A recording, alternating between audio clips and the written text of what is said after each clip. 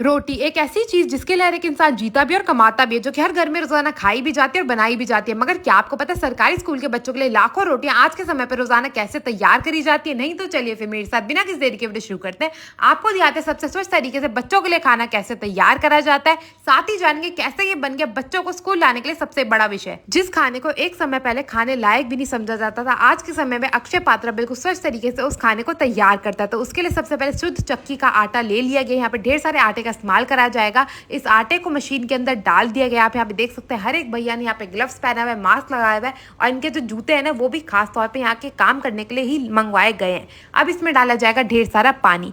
पानी डालते के साथ ही सारे के सारे आटे को गूंदने का प्रोसेस जो है मशीन के अंदर चालू हो जाएगा। तो पानी डालने के बाद सारे के सारे आटे की नरमाई को जांचा जाएगा और जैसे जैसे थोड़ा थोड़ा आटा जो है वो नरम होना शुरू हो जाएगा, इसमें डाला जाएगा शुद्ध गाय का देसी घी, जो कि बच्चों की सेहत के लिए लाभकारी तो है ही, साथ ही जो आटा आप देख रहे हैं ना मशीन के अंदर वो इससे चिपकेगा भी नहीं। तो यहाँ पे ढेर सारे देसी घी का इस्तेमाल करा जाता है और सारे के सारे देसी घी को डाल दिया गया मशीन के अंदर। अब जो आटा है हमारा वो 90% तक अच्छे से गूंद के तैयार हो चुका है। तो अब इसे करीब करीब 2 मिनट तक ऐसे ही और गूंदा जाएगा और गूंदने के बाद इसे निकाला जाएगा बहुत ही एक अनोखे ढंग से। तो आप यहाँ पे देख सकते हैं अच्छे से आटा जो है वो बिल्कुल बढ़िया तरीके से गूंद के तैयार हो चुका है। और ये आ गया हमारा बड़ा सा स्टैंड जिसमें सारे के सारे आटे को निकाला जाएगा। तो उसके लिए मशीन को पलट दिया जाता है और चालू कर दिया जाता है दोबारा से, और इसी प्रकार से सारे के सारे आटे को एक बड़े से बर्तन में ले लिया जाता है। जो आटा थोड़ा बहुत गिर जाता है उसका बिल्कुल भी इस्तेमाल नहीं करा जाता। और अब ये जो गूंदा हुआ आटा इसे बड़ी सी मशीन के ऊपर डाल दिया जाएगा। यहाँ पे जो आटे की वेस्टेज होती है वो खुद ही तरीके से इसी आटे में मिक्स होकर नीचे बिल के आता रहता है। आप यहाँ पे देख सकते हैं एक बड़ा सा रोलर लगा हुआ है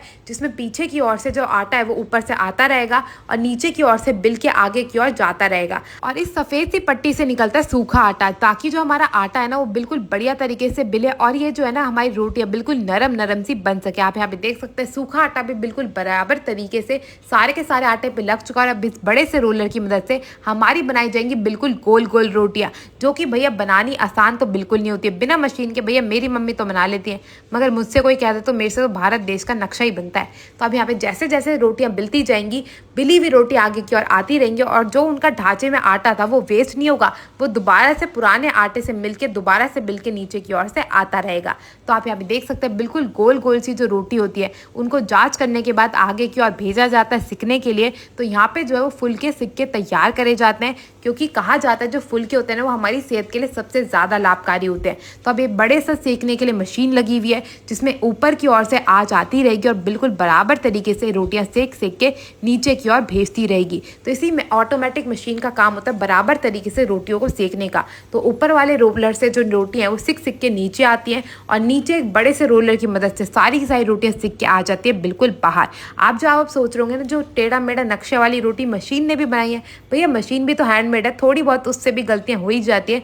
तो उन रोटियों को गाय माता को खिला दिया जाता है और जो बाकी की रोटियां होती है वो जाती है आगे देसी घी लगने के लिए। तो जी हाँ, बच्चों के खाने में देसी घी तक लगाया जाता है। तो ये जो नलका है इससे आता है शुद्ध देसी घी, जो कि हर एक रोटी पे नीचे बिल्कुल बराबर तरीके से गिरता रहता है। और जो आप सोचोगे ना भैया बाकी का देसी घी तो वेस्ट हो रहा है, तो मैं आपको बता दूं वो एक नीचे बड़ा सा कंटेनर लगा हुआ है जिसमें सारा का सारा देसी घी जो है वो कलेक्ट हो जाता है जितना भी वेस्ट होता है। तो अब हमारी जो रोटियां हैं वो बिल्कुल गोल गोल बन के हो चुकी है तैयार हमारे नन्हे मुन्ने बच्चों के खाने के लिए। मगर उनका जब समय होगा लंच का तब तक इन रोटियों को पहुंचा दिया जाएगा हर एक स्कूल में। मैं आपको बता दूं सरकारी स्कूल के जो बच्चे होते हैं ना ज्यादातर वही होते हैं जिनके माँ बाप उन्हें 2 टाइम तक का खाना अच्छे से नहीं खिला पाते, इसीलिए वो ज्यादातर बच्चों को सरकारी स्कूल भेज देता है। उन्हें खाना खा के कम से कम 1 टाइम का खाना मिल जाता है। यही एक सबसे बड़ी मोटिवेशन होती है नन्हे मुन्ने बच्चों को स्कूल आने के लिए। इसीलिए आते हैं और इस खाने को इतने प्रेम पूर्वक खाते हैं कि जिसे देख के आपका मन भी प्रसन्न हो जाएगा। इसी के साथ मैं आपसे मिलती हूँ अगली वीडियो में।